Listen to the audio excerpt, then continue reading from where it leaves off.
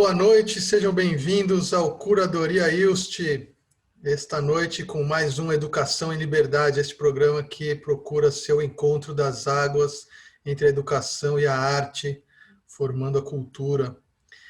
Antes da gente começar mais um bate-papo gostoso, queria fazer mais uma vez o chamamento, a inscrição no site, no canal Curadoria ILST, no YouTube. Se você está nos assistindo aqui pelo Cidade On, vai até o YouTube, faz a inscrição lá, apoie o Instituto Hilda Ilst, acompanhe a nossa programação que é semanal e que tem várias atrações diferentes. Tem o Pílulas Poéticas, às segundas, quartas e sextas, à 1h da tarde, com a Paula Santiago, às quartas e sextas, e com convidados às segundas-feiras, são pílulas da obra de Hilda Ilst.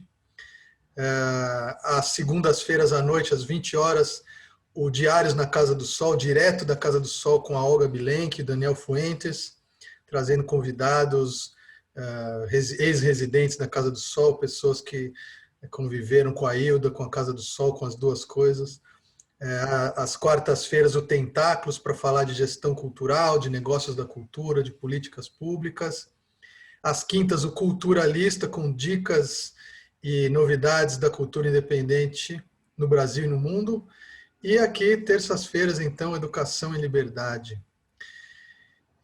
Acho que é isso. Não se esqueçam também de acompanhar os nossos cursos no Simpla, né, no SYMPLA, simpla.com.br/Instituto Hilda Ilst. Temos uns cursos interessantes lá, sempre acompanhem. E hoje, então, Educação em Liberdade, Amanda Pancieira, boa noite. Conte-nos aí com boa quem... noite. Ai, perdão, sim.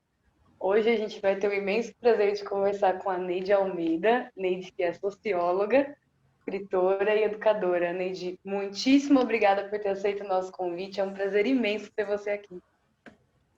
Obrigada, Amanda, Renato. Agradeço muitíssimo pelo convite para participar do Educação em Liberdade. Uma alegria estar aqui com vocês. Muito obrigada.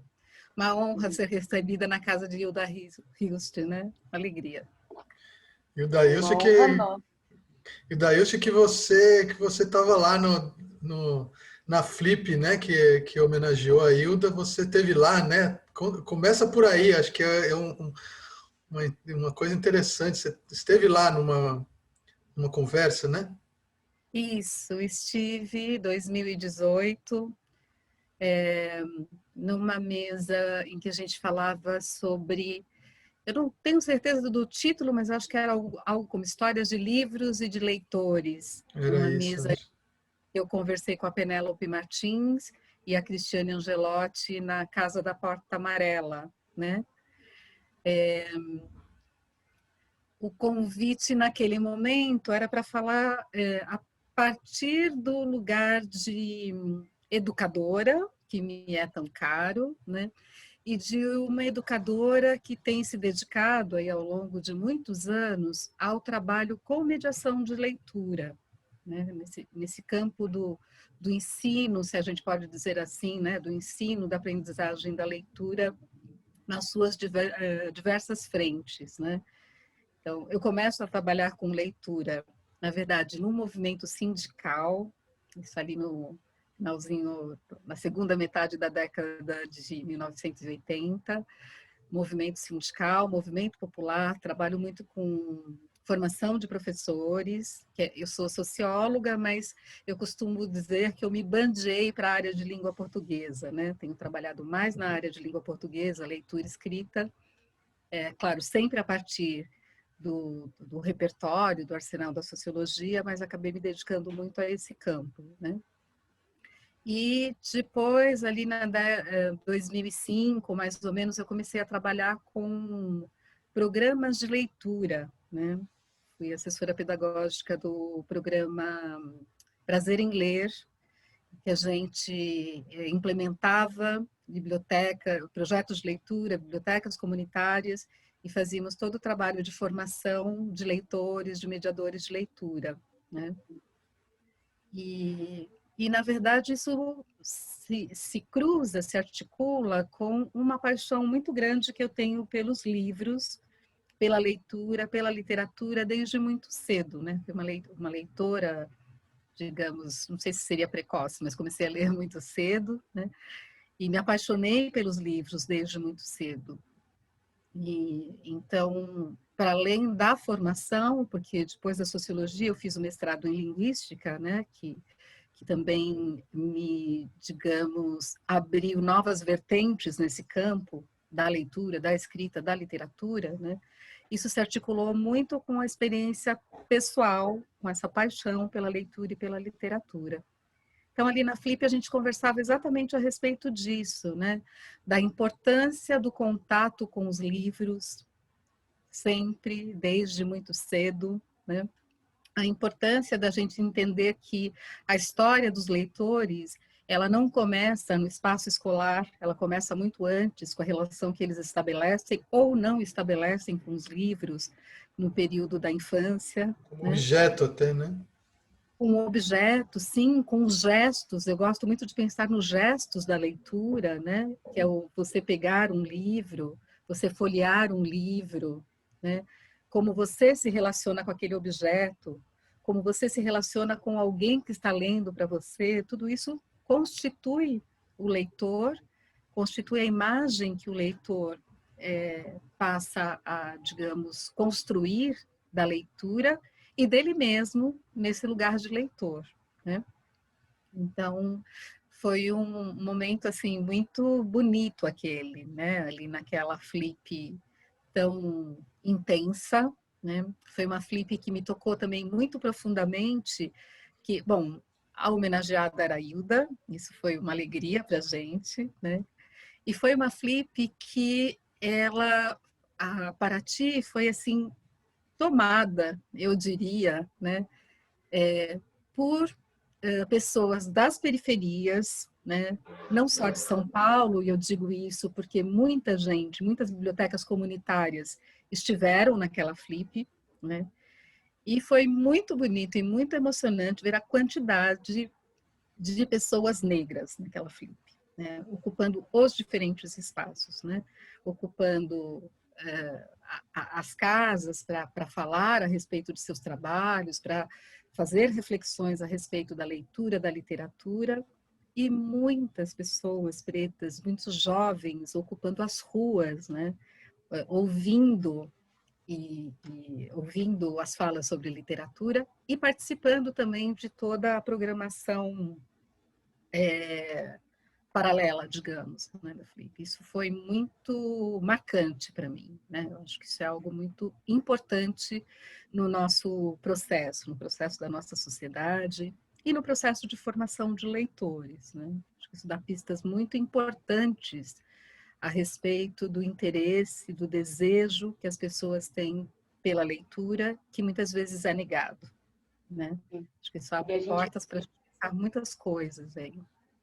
E a gente falava antes de começar, né, a gravação exatamente sobre essa questão de ter uma cultura que é legitimada socialmente, né, e que é não só acessibilizada e consumida pela população negra, mas que também é produzida pela população negra. Então, a importância dessas referências não estarem só ligadas a escritores e escritoras brancos, escritores majoritariamente, mas a gente sabe que também tem um recorte muito diferente de mulheres escritoras brancas e mulheres escritoras negras. Nesse Sim. sentido, você tem uma discussão super interessante sobre o letramento racial. O que você ia te pedir para dar um panorama bem óbvio, que é um assunto super profundo, que a gente não consegue abordar de uma forma simplista nem rápida, mas queria que você desse um panorama sobre o que você entende por letramento racial e a importância da gente construir construir essa consciência de racialidade, como que a gente consegue romper com os impactos restritivos que isso tem socialmente. Uhum. Esse conceito de letramento racial, a Lia Schumann Weiner, né, é, para mim, assim, autora de referência, né, que traz para a gente aqui para o Brasil esse conceito e que nos apresenta e que reflete, que discute esse conceito, que é um conceito extremamente complexo, né? Mas que acho que a gente pode pensar em alguns aspectos dele, para a gente ir se aproximando dessa noção, né? Primeiro, eu acho que é importante a gente pensar na primeira palavra, né, dessa expressão, desse conceito, letramento. A gente entender que, quando a gente fala de letramento, na verdade, a gente fala de letramentos, no plural, né? Várias linguagens, né? Várias linguagens, várias perspectivas a respeito de determinada questão, né?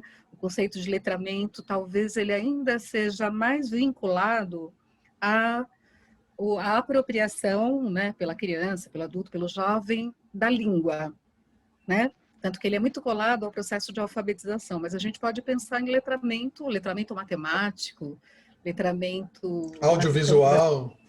audiovisual, O digital que ficou escancarado agora. Digital. né, que implica, aí eu acho importante falar um pouquinho sobre o letramento, que é isso, ele implica não apenas você conhecer e saber usar uma técnica ou uma tecnologia, mas você compreender aquele sistema, você se apropriar, né, daquele sistema, você ter autonomia para usar determinada linguagem, para fazer determinada ação, né? No caso do letramento racial, a gente está falando de um processo que ele implica várias camadas e que ele tem a ver, num primeiro momento, exatamente com aquilo que a gente comentava antes, que é o reconhecimento de que na nossa sociedade, muitas, se não a maioria das sociedades, você tem uma marca, né, que estabelece uma relação de superioridade, que foi pautada por um conceito de raça biológico, que hoje não se sustenta mais, mas ele se mantém no campo da sociologia, né? Então, há um pressuposto de que algumas pessoas são melhores que as outras, que elas sabem mais que as outras, né? Que elas têm mais capacidade, mais habilidades. Isso estrutura a nossa sociedade, né? E estrutura as relações que existem entre nós, né? Então, o letramento racial, ele implica que a gente reconheça que essa relação, essa forma de pensar foi construída, isso é muito importante. Entender que ela foi construída, né? Que ela diz respeito a todos nós, ela não diz respeito exclusivamente às pessoas negras, ela diz respeito a todos nós, a toda a sociedade, negros e não negros. Em certa medida, ela diz respeito ainda mais aos brancos, né? Porque são os brancos, as pessoas brancas, e aí quando eu estou falando pessoas brancas, eu não estou me referindo às pessoas individualmente, né? Estou pensando na gente como população, como sociedade. É importante que elas reconheçam, né, que elas têm privilégios. Isso tem de ser reconhecido, isso tem de ser explicitado. É importante que as pessoas compreendam, todas as pessoas compreendam, que não se trata, como muitas vezes se menciona, de uma herança. Uma herança é algo que assim, você recebeu pronta e ela é aquilo, né? É importante entender que esse processo, ele se perpetua, ele vai sendo... Ele é mantido, né? Ele é mantido. Mesmo que ele não tenha sido construído deliberadamente, mesmo que alguém argumente por aí, ele é evidentemente mantido deliberadamente, né? Exatamente, exatamente. Que é uma evidência que você pode ver agora, não precisa olhar para a história, está aí, né? Infelizmente, basta a gente olhar para o momento que nós estamos vivendo agora, hoje, né? Hoje de manhã chegou aqui no meu, assim, um aviso de uma notícia de agora não me lembro se uma professora negra que foi agredida no Maranhão. Quer dizer, é algo que está profundamente presente no nosso cotidiano, né? Então, isso de entender que não é uma herança, não é algo que ficou pelo meio do caminho, é muito importante, né? Para a gente entender que o racismo, estrutura a nossa sociedade, né? Por isso que a gente fala de racismo estrutural, ele estrutura a nossa sociedade. A gente fala de racismo institucional, porque ele estrutura, ele está presente nas instituições que regem o nosso país, que constituem o nosso país. Então, no processo de letramento racial, você precisa reconhecer, entender que é algo cotidiano, perceber nas suas práticas cotidianas que muitas ações ou omissões, elas estão profundamente ligadas ao racismo, né? É importante que as pessoas, tanto as negras quanto as não negras, percebam isso, né? E que isso seja objeto, que isso seja material de reflexão a respeito disso, né? É pensar isso e ressignificar.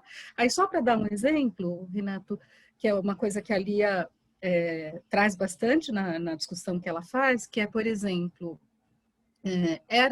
já foi mais comum, e ainda hoje acontece muito, de uma pessoa se referir, por exemplo, muitas pessoas já se referiram a mim várias vezes como moreninha. E se eu digo não sou moreninha, sou negra, a pessoa quer me agradar. Ela Não, quer imagina, eu não falei isso. você não é negra, né? Então, Não, não quis entender, dizer isso, desculpa. ou não quis dizer isso, exato. Então, entender que, inclusive do ponto de vista da nossa linguagem, que, aliás, é um recurso que sustenta fortemente o racismo, né? O nosso discurso, esse discurso do não conflito, da democracia racial, ele sustenta o racismo. Porque quando a pessoa, sei lá, às vezes conta uma piada, usa um determinado termo e ela é questionada, ela diz, não, mas eu não quis dizer isso, eu quis dizer uma outra coisa. Então, você vai apagando as marcas e amenizando os conflitos, né? Nessa ideia de letramento racial, uma coisa importante é essa, não dá para amenizar conflito, você tem que explicitar, né? Você tem de reconhecer que existem essas relações de desigualdade e que elas precisam ser reconstruídas, ressignificadas. Essas estruturas, Então, né? Quer dizer, o que você está dizendo é basicamente assim, essas estruturas, elas não vão embora sozinhas. Não é uma coisa que alguém construiu, mas que naturalmente, se a gente simplesmente conviver, elas vão embora por si só. Elas precisam ser vencidas. E eu falo até por experiências pessoais, né? Quer dizer, essas estruturas são tão supra-individuais, né? Elas não depende só de mim, ou eu tive uma educação plural, lá, lá. Se você não deliberadamente procurar uma pessoa branca determinada, se você não procurar uma pessoa negra, você não vai conviver com ela. Né? Tem umas estruturas nas nossas sociedades, você vai em determinados lugares que você não vê pessoas negras, ou não vê pessoas brancas no outro lugar. Quer dizer, tem os tais dos guetos que a gente estava falando que não existem, eles existem na prática, né? A gente culturalmente não vê isso como um valor, mas a gente na prática cria vários guetos. Né? sim, eles são naturalizados, na verdade, né? Assim, existem, mas ao dizer que não existe, Existe, eu mas não acho é que de propósito, então tudo bem. ou existe, mas você não conhece ninguém. A Elisa Lucinda conta isso num espetáculo que ela faz, acho que é o Parem de Falar Mal da Rotina, que ela conta, né, que ela faz uma pergunta, acho que é se quem está ali no teatro conhece uma pessoa racista. E aí várias pessoas levantam a mão. Aí ela pergunta, tem alguém racista aqui? Não tem ninguém. Quer dizer, é um mistério. Todo mundo conhece alguém, mas não tem ninguém ali que seja racista, né? Então, a complexidade dessas relações não é nem só a dificuldade, mas o fato de, durante muito tempo, essa questão não ser tema das discussões, né? O fato da gente viver sob a égide da democracia racial, dessa ideia de que não, nós não somos racistas, imagina, brasileiro não é racista, né? Então, isso, digamos, torna opaca, né? Torna opacas as relações, né? E a forma como elas acontecem, né? Então, um desafio, inclusive, quando a gente pensa nessa questão do letramento racial, é exatamente isso. A gente precisa explicitar. O racismo pode se dar por uma ação que é realizada, por, né, uma ação direta, mas a ausência, sei lá, se você pensa numa empresa, né, não tem pessoas negras, ou sim, tem pessoas negras. Ah, que ótimo, o que elas fazem? Elas estão na camada das funções consideradas dentro daquela empresa, as funções que Não tem estão mais líderes abaixo. negros, né? Não tem Tem, gerentes negros, não tem diretores negros, não tem, nunca teve um exato, CEO negro. exato, né? Então, é importante que a gente coloque tudo isso em xeque, porque a nossa sociedade, ela está muito estruturada, né? A partir dessa ideia da democracia racial. Então, ninguém é racista. Se você perguntar, você é racista? Não, não sou. Conhece alguém? Também não conhece, né? Mas o tempo todo a gente está vendo o racismo acontecer de diferentes formas, né? Então, Agora, na é um educação... desafio. Fala, mano. Não, o que eu ia falar é que a gente tem isso de não ser uma coisa individual, mas é um discurso que é muito delicado, é muito perigoso também, porque ao não ser individual, não tem ninguém que é responsável. É. Então, o fato da Não gente tem um colocar, culpado, né? porque o racismo ele é estrutural, ele é uma questão da estrutura da sociedade brasileira. Mas como a Neide já bem trouxe, ele é estruturante. E as estruturas sociais, elas são reproduzidas por pessoas dentro de uma sociedade. Então, enquanto a gente não se reconhece enquanto racista, a gente não reconhece as práticas racistas que a gente perpetua ao longo da nossa, né, vida social, Exato. e a gente não consegue observar quais são as estruturas racistas que a gente está reconhecendo como válidas, como, por exemplo, um currículo que só tenha a história europeia e que não conte com a história do continente africano, por exemplo, que é extremamente recente. A Lei 10.639 é dos anos... Ai, olha lá, 2000, 2003. 2003, não 3. 2004. De 2003. 2003 é ontem, dentro Sim, da história do Brasil. Então, sim. o quanto é perigoso a gente não ficar também por trás dessa falácia do eu não sou racista e isso não tem nada a ver comigo. Muito pelo Uhum. contrário, né? Eu acho que falar de racismo, eu acho que essa é uma discussão super que veio muito à tona e que bom que veio, porque como você disse, essas coisas precisam ser discutidas, mas racismo é tema de branco. Brancos são racistas, né? Sim, A sim, gente sim, precisa falar de racismo, porque quem está sendo racista somos nós. sim. Nesse sentido, esse trabalho da Lia Weiner, né, Schumann Weiner, é fundamental, porque eu acho que ele coloca como interlocutores todas as pessoas, né? E como, na minha avaliação, nem sei se ela concorda, mas como interlocutores primeiros, as pessoas brancas, né? Que elas precisam se repensar em relação a esse, não ao conceito também, mas à prática, porque é a prática, né, que estabeleceu a dinâmica que nós temos na nossa sociedade, né? E que foi muito ancorada nessa ideia da democracia racial. Se você diz que não existe, não existe o racismo. Então, ok, né? Todas as práticas racistas recebem um carimbo de elas estão ok, elas podem ser realizadas, né? Felizmente, a gente está no momento em que essa não é, eu acho que é importante dizer isso, essa não é uma discussão recente, né? Essa é uma discussão que está colocada há muito tempo, né? A gente tem muita gente importante falando a respeito disso há muito tempo, mas eu penso que tem uma coisa importante que é o fato da gente ter uma juventude negra nas universidades, né? Ocupando esses espaços e colocando em pauta essas questões de uma forma ainda mais contundente.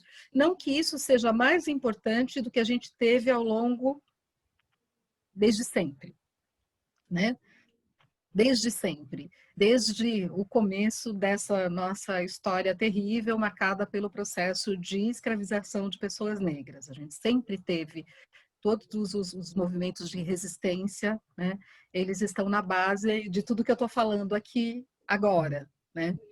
Mas eu acho que esse momento da gente ter uma juventude negra se formando, se apropriando, né, do conhecimento acadêmico, permite também que a gente atue em outras camadas, né? A gente sempre atuou, a gente tem pessoas importantíssimas aí que fizeram esse movimento, que têm feito esse movimento acontecer, né?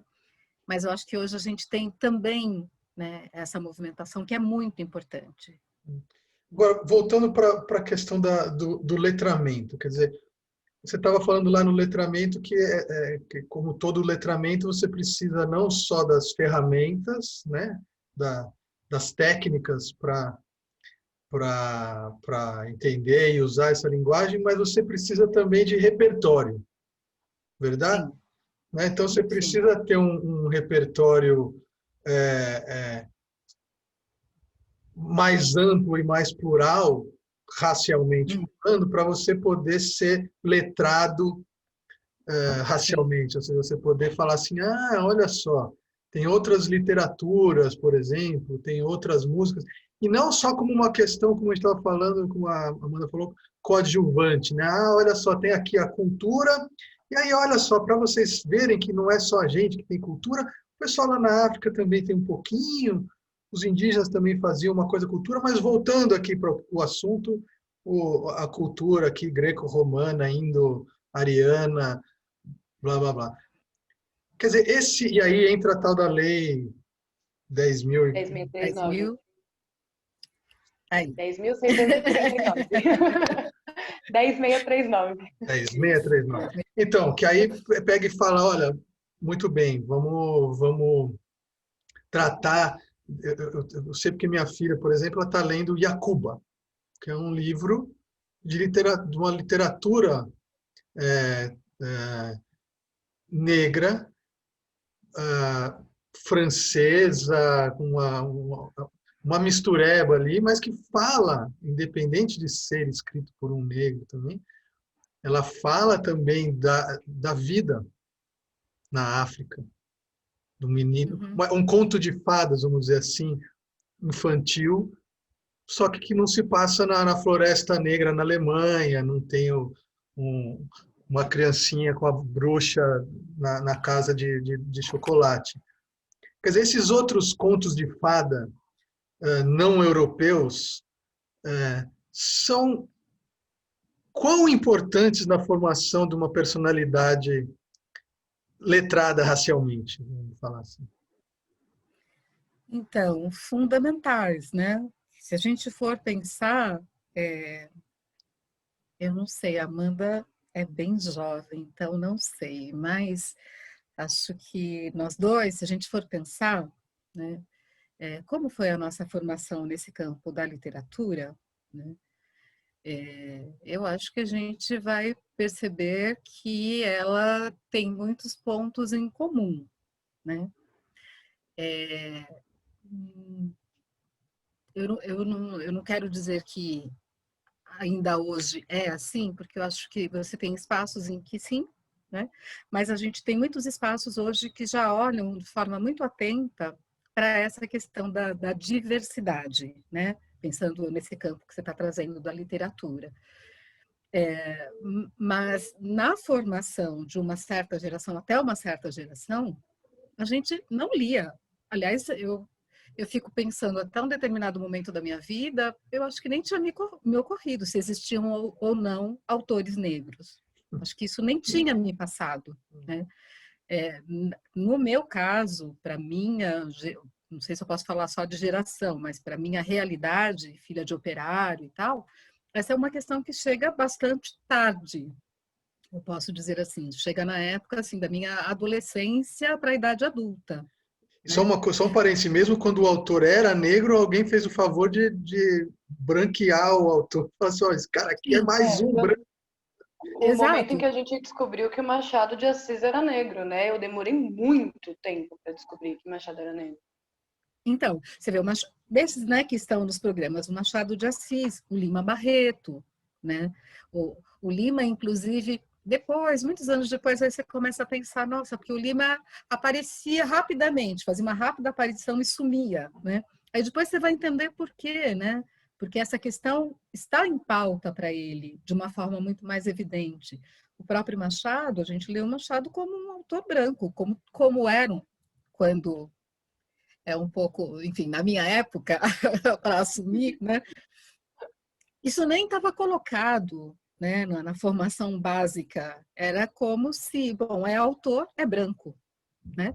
Então, você tem uma vamos dizer assim, uma estrutura, uma forma de funcionar da nossa educação que, felizmente, vem se transformando. A gente agora vive um momento absolutamente desesperador nesse sentido, né? Mas que naturaliza, né, determinados lugares. Então, determinados lugares são os teus, das pessoas negras, né? Outros são os lugares das pessoas brancas. Então, o lugar de autoria, por exemplo, pensando na minha infância, na minha adolescência, durante muito tempo, não havia essa possibilidade, né, de pensar num autor negro. Lugar Porque da ele não existe. beleza, lugar da Da beleza, beleza, né? da inteligência, Olha, você é né? uma mulher negra bonita, né? Tipo, o cara tem que dizer assim, Fazendo, né?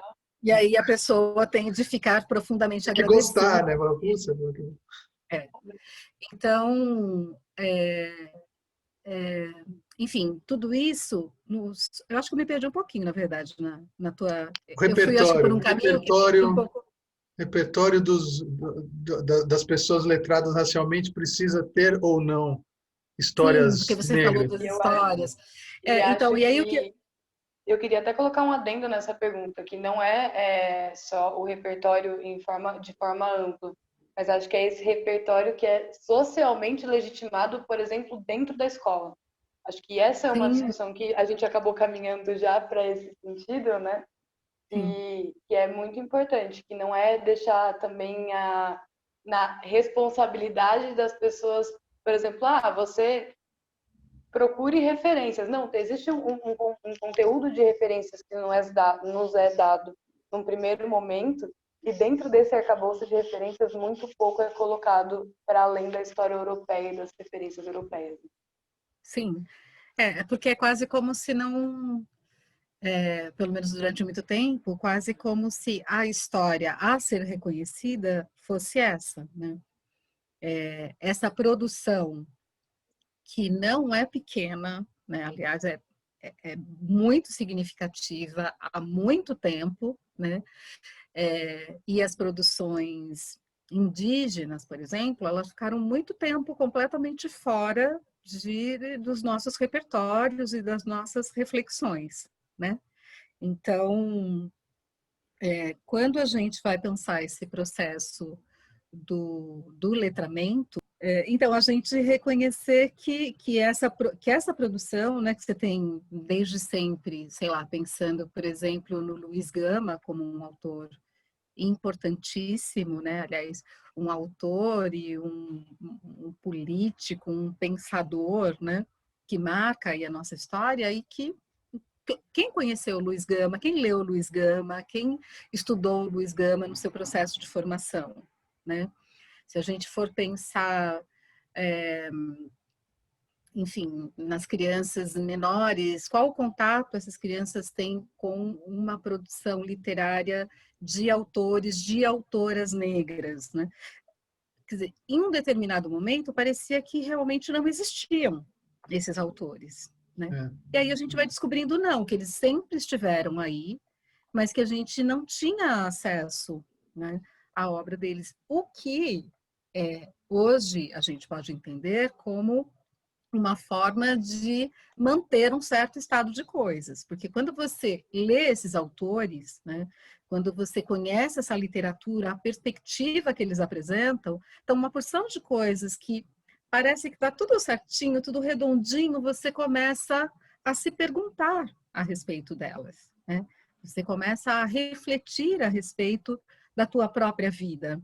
né, dos lugares que você ocupa, dos padrões de beleza, né? O que é o bonito, o que é feio na nossa sociedade, né? Então, tudo isso está pautado pela questão do racismo, e a literatura é um campo, as artes de uma forma geral, estou falando da literatura aqui meu pedaço, mas as artes, né, de uma forma geral, elas estão num lugar fundamental para a constituição dessa relação da gente com o mundo, né? A literatura nos faz com que a gente olhe para a gente mesmo, para o mundo e para o outro, a partir de determinadas lentes.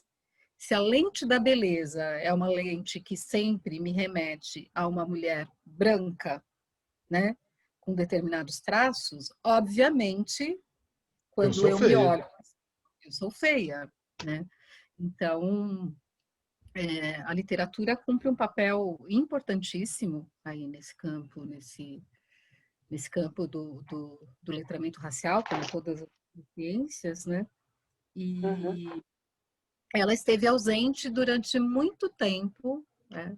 No meu processo de formação, por exemplo, só quando eu chego, do ponto de vista da escolarização, é só quando eu chego na universidade que, de alguma forma, essa questão se coloca para mim. Ela se coloca antes por conta da militância, né?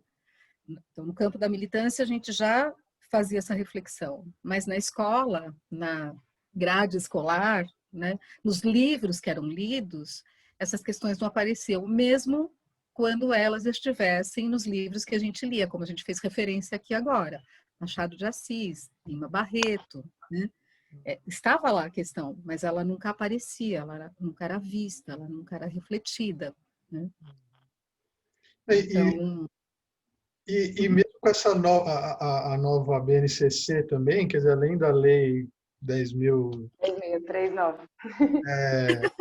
tem essa, eu sou péssimo para guardar número de lei, não sei por quê, mas aí a BNCC que também cria esse espaço de, de aulas complementares, né, permitindo uma flexibilização do currículo, também cria aí um espaço fértil, talvez seja a palavra, para introdução de mais e mais conteúdos culturais, como a gente vem sempre falando, e africanos, indígenas, sei lá, trazer arte, que acho que é isso também, a arte não precisa ser racial como arte, mas é interessante que tenha produtores de várias raças, vamos dizer assim, representados, para eu ver, eu também posso, né? Se tem um cara negro que faz arte assim, eu também sou negro, eu posso fazer.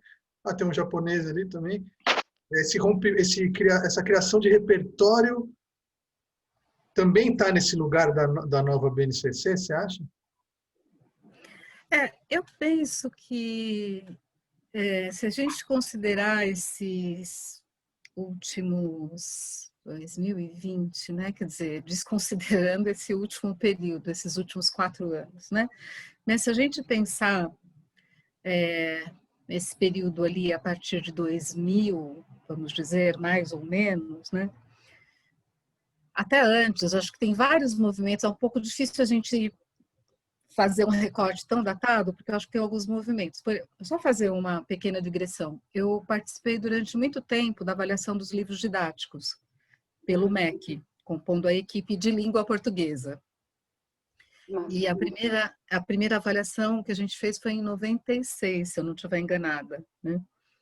E eu me lembro que acho que uns 2 anos depois da primeira avaliação, a gente teve um encontro com o professor Kabengele Munanga, né, para a gente pensar juntos, a equipe que participava dos processos de avaliação dos livros didáticos, para a gente pensar junto essa questão, né, do racismo, das relações étnico-raciais, como é que você olha para isso no livro didático?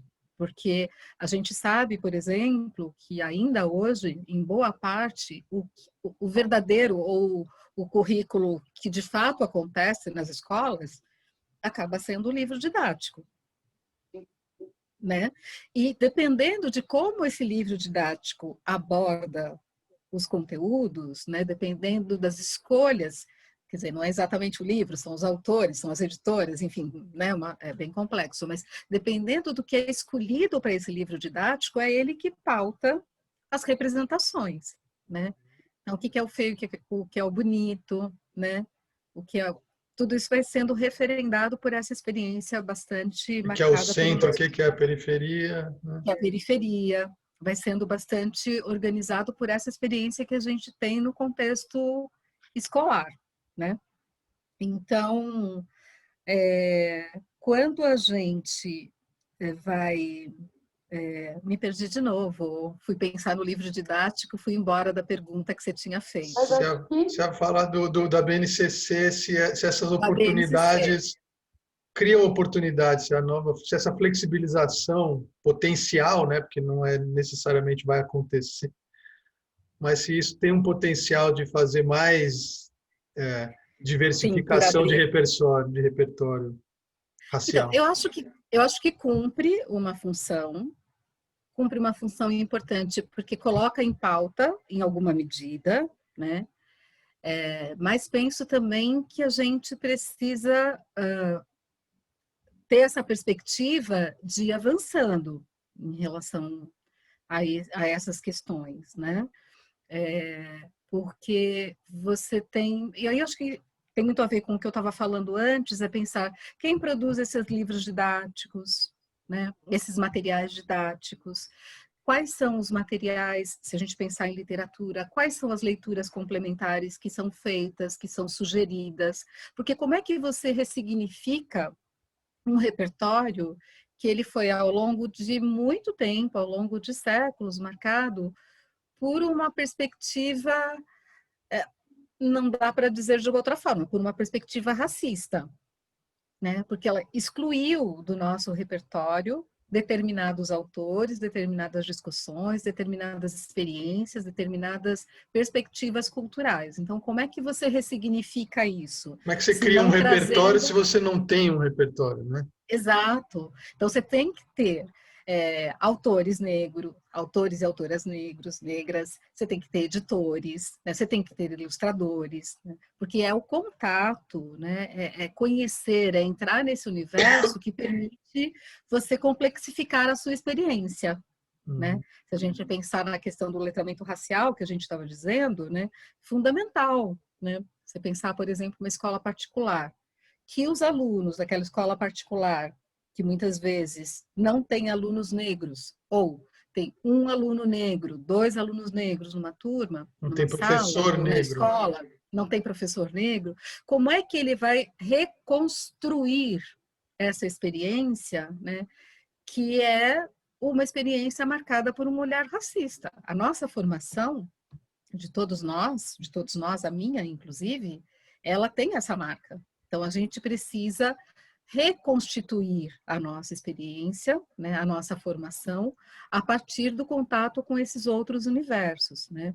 A leitura, a literatura negra, por exemplo, e aí tem uma discussão, aproveitar, né, para fazer aquele link com o curso que a gente vai O comentar daqui a pouco. curso, já podemos comentar, né? O nome, esse curso que a gente vai começar amanhã, né? São 4 encontros. O nome do curso é Qual o lugar da literatura negra no seu repertório de leitura, né? Então, o que eu ia trazer é um curso que a gente está organizando, a revista Emília, curso que acontecerá nos dias 23, 25, 30 de setembro e 2 de outubro, das 19 às 21 horas. A gente ainda tem, as inscrições ainda estão abertas. O Então... link está aqui embaixo na descrição do vídeo e na matéria. Tem o link direto para a página da Emília, lá para o curso, para se inscrever no curso. Então, uma reflexão que a gente vai fazer no curso, né, que moveu, na verdade, a gente até a pensar esse curso nesse momento, é esse, né? Como é que a gente pode, num país como o Brasil, em que você tem, pelo menos, eu vou dizer, 54% da população, né, negra, como é que a gente pode ter um ensino nesse campo o ensino de uma forma geral, se a gente pensar a literatura, com uma ausência tão grande dessas referências, né? Ou com participações especiais de autores e de autoras negros. Como é que isso nos constitui como sujeitos, como homens, como mulheres, como, enfim, como seres humanos, como cidadãos, né? Como é que isso faz com que a gente olhe para o outro, para o mundo, né? Quando a gente tem esse repertório que é mutilado, na verdade, né? Quando a gente não tem essa possibilidade de nos entender a partir da multiplicidade É que nós incompleto, né? somos, É é incompleto. incompleto, né? E que a gente acaba se olhando, a gente, todos nós, né? Acabamos nos olhando a partir de um olhar que é, como você trouxe, incompleto. Quais os significados disso? Né? Como é que a gente leva isso para a nossa vida, para a construção da nossa identidade, da nossa subjetividade? Como é que nós que somos educadores levamos isso para a nossa prática, né? Como é que nós atuamos como cidadãos se a gente não olha para essa dimensão da nossa vida, se a gente não entende que a nossa formação, que as relações da nossa sociedade estão marcadas pelo racismo. É importante a gente perceber isso, a gente reconhecer isso para poder reconstituir essas relações, né? E nesse curso você traz um pouco de repertório? Quer dizer, além de perguntar qual é o meu repertório, você me ajuda? Sim, sim, é um curso no qual a gente vai ler muito, Ah, né? legal. A ideia é a gente ir refletindo a respeito dessas questões, né?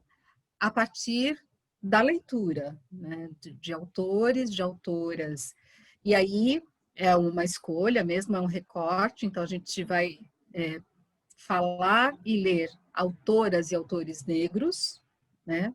Se alguém perguntar, mas por que só os autores? Porque a gente precisa de espaços para olhar para esses Porque autores e autoras. repertório de autores brancos eu tenho um monte. Pois é, e a gente. E talvez, eu acho que assim, eu como uma apaixonada pela literatura, né, eu acho que sempre a gente vai precisar conhecer outros autores brancos, negros, indígenas, de todas as nacionalidades, tal, Chineses. mas chineses, japoneses, a gente tem uma literatura maravilhosa, né, no mundo inteiro, e a gente pouco conhece, mas a gente Indianos. faz de anos, a gente faz esse recorte, e aí eu acabo priorizando, pelo menos um curso, é um curso de 4 encontros, né? São 8 horas de curso, então priorizando autores e autoras brasileiras, né? A gente faz referência a outros, mas fala dos brasileiros, tentando pegar autores de diferentes momentos da nossa história, né? Principalmente para que a gente primeiro tenha contato com esses autores, que é algo fundamental, né? O quanto você ter o contato com as diferentes literaturas pode te atravessar, pode te questionar, pode fazer você perceber uma multiplicidade de coisas que quando você tem uma única vertente, uma única experiência, você não enxerga. A literatura, eu sei que eu sou suspeita, mas a literatura é muito poderosa, né? Ela é muito poderosa, ela estrutura o nosso olhar, ela forma o nosso olhar, né? Ela faz com que a gente, ela não sozinha, obviamente, mas ela contribui muito para que a gente perceba nuances, para que a gente perceba aspectos da vida que sem o contato com ela a gente não percebe. As artes, de uma forma geral, a música faz isso, né? As artes visuais, a fotografia, né? Todas as artes promovem isso. E a literatura tem essa marca muito forte. Então, nesse curso, a gente vai fazer um primeiro exercício de olhar para isso, né? De olhar para as nossas experiências individuais, né? Como a gente se formou, como a gente está se formando como leitores, leitoras, né? E E o que está ausente dessa nossa experiência? E como é que a gente pode transformar, né, esses espaços de ausência em presença, uma vez que nós temos uma literatura, eu vou dizer literatura negra, como está no título do curso, mas também já anunciando que essa é uma reflexão também que a gente vai fazer, literatura negra, por quê, o que é essa literatura negra, né? Mas considerando que a gente tem uma literatura negra muito importante, a gente tem muitos autores, eu comentava com vocês agora há pouco, uma das referências da nossa literatura negra, que eu espero que as pessoas em breve, se ainda não conhecem, conheçam mais, que é o Oswaldo de Camargo, por exemplo, né? Alguns mais conhecidos, como a Conceição Evaristo, que tem sido, né, muito referida recentemente, mais recentemente, mas nós temos autores muito importantes, né, dessa literatura que eu estou chamando aqui de literatura negra, né? Nós mencionamos agora há pouco Machado de Assis, Lima Barreto, né? Mas que muitos de nós conhecemos, tivemos contato, mas sem pensar ou sem olhar para essa dimensão desses autores. E não estou falando da cor da pele, mas eu estou falando da cor da pele apenas, mas estou falando do que isso significa, né, em termos de vivência, de experiência, né? De como isso pode ou não nos atravessar, se a gente tiver contato com essa literatura, se a gente olhar para aquilo que os autores estão nos dizendo também a respeito de como a sociedade se estruturou, como ela é num determinado momento, né? Como que essas pessoas vivem aquele determinado momento a respeito do qual elas falam. Então, no curso a gente vai trazer algumas dessas questões, né? Não dá para a gente discutir tudo, mas a ideia é a gente começar um processo de reflexão. Né? Já tem o 2 e o 3, já estão planejando. A gente já está pensando aí na continuidade, porque na verdade, assim, felizmente, eu diria, a gente tem uma produção bastante significativa. Quando eu mencionei para vocês o Oswaldo de Camargo, por exemplo, Oswaldo de Vamos ter que Camargo convidar o Oswaldo de Camargo para cá, né? Vamos convidar. Não tem como não. Ele tem 84 anos hoje, Rápido, ele escreve né? desde os 23. Putz. Então, são 60 anos e ele continua produzindo, ele continua publicando. Estou falando do Oswaldo de Camargo, mas a gente tem outros. A gente acabou de mencionar a Conceição Evaristo, né? Então, nós temos muitos autores e autoras negras, né? Com uma produção muito importante. Isso eu estou falando de Brasil, mas a gente tem também os nossos autores mundo, né? no mundo, né? Os autores africanos que a gente também conhece, a gente, né, como população, conhece pouco e que são muito importantes. E conhece muitos autores, engraçado que a gente acaba conhecendo autores africanos brancos, né? Já notou? Que acabam chegando, né? Às vezes o acesso muito vem forte, né?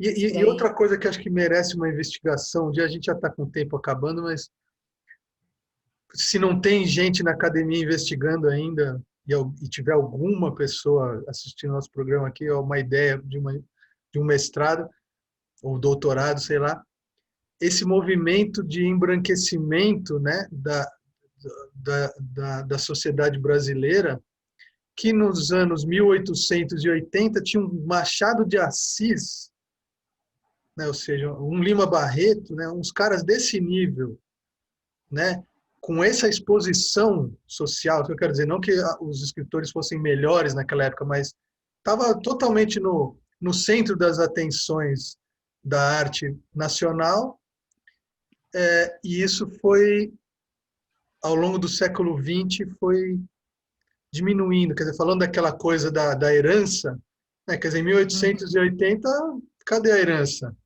E aí, em 1980, surgiu uma herança do nada. É um processo para ser muito investigado ainda, né? Felizmente, a gente tem muitos pesquisadores hoje, muitos não que sejam demais, assim, mas a gente tem muita gente já olhando precisamos para de mais, é claro, mas tem muita gente olhando, muitas produções super importantes nesse campo. Eu concordo contigo, é importante que que outras pessoas olhem também, né? Porque você tem aí um período longo de silenciamento, né? Oh, e Nós recente, temos... mais do que o que eu acho mais incrível é ser longo assim, ok, alguém está fazendo isso, mas ser recente, né? Não é um negócio que vem de 1600, da época das navegações. Não, é recente. então, isso eu acho que é mais uma evidência, né, muito forte do quanto a nossa sociedade é racista, né? O quanto essa história da democracia racial é uma falácia, né? Ela é uma falácia. Nós vivemos, sim, numa sociedade racista, né? E a gente E precisa opaca, né, reconhecer... Hã? e opaca, Entendi. como você falou. Reconhecer que ela é racista, explicitar que o racismo está aí e que ele se entranha em todos os espaços, em todos os lugares, né? Se a gente não reconhece que isso acontece, a gente não se organiza para fazer essa discussão. Essa discussão fica marginal, ela fica marginal nesse sentido de que ela fica sendo empurrada para as margens, nesse sentido, né? Fica à margem. E fica restrita a determinados lugares, a determinados públicos. Então, por exemplo, quando eu recebo o teu convite, né, para estar aqui, então dá um jeito nessa agenda porque é importante que a gente possa falar dessas questões em todos os espaços, né? Porque essa não esse é um tema que não é um tema para as pessoas negras, né? Para Ele todos. ele é porque a gente precisa cavar todos os dias, todos os momentos, espaço para a gente estar, né? Para a gente ocupar esses lugares, né? Mas essa é uma questão da nossa sociedade, que tem de reconhecer o quanto ela é racista, né? Para que a gente possa reconstruí-la, ressignificá-la, né? Não é à toa que o Machado de Assis e o Lima Barreto, por exemplo, que foram os nomes que a gente trouxe aqui, estiveram nos nossos currículos, todo mundo leu. Quer dizer, esteve né, ali pelo menos citado no currículo de todo mundo, mas por que essa dimensão da vida deles nunca foi, ou nunca não, mas durante tanto tempo não foi sequer mencionada, né? É importante que a gente olhe para isso para compreender a complexidade, né, do racismo e do quanto ele nos afeta profundamente na nossa compreensão do mundo mesmo.